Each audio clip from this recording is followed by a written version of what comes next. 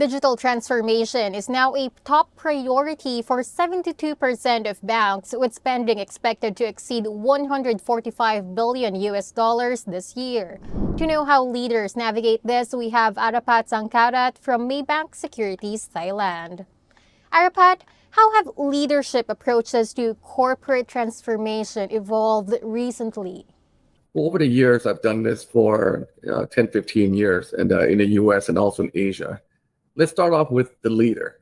Leader these days leading the transformation has to be more of a jack of all trades. It can't just be somebody hired to be chief transformation officer.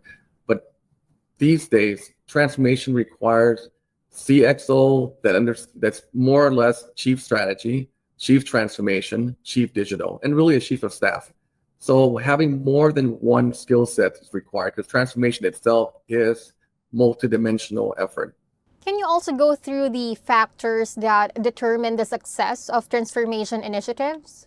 Transformation, very much like any large program initiatives.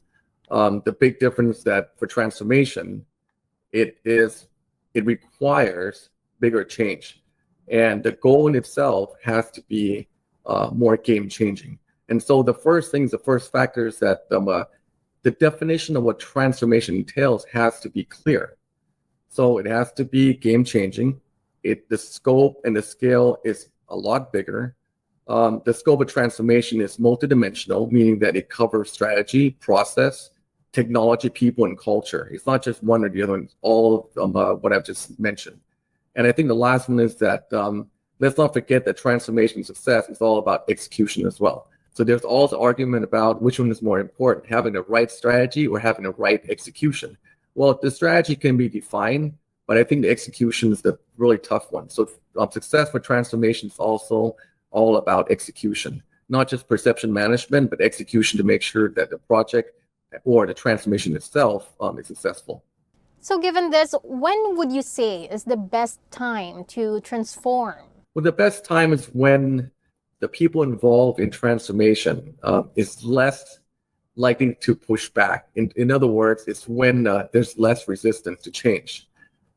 Usually, people are more willing to change when there's a crisis. We're in a crisis mode. When we're talking about crisis, usually it happens, again, during things like financial crisis or leadership crisis. That's when essentially there are more than, there's a lot of chaos going on. Everyone's fighting to survive.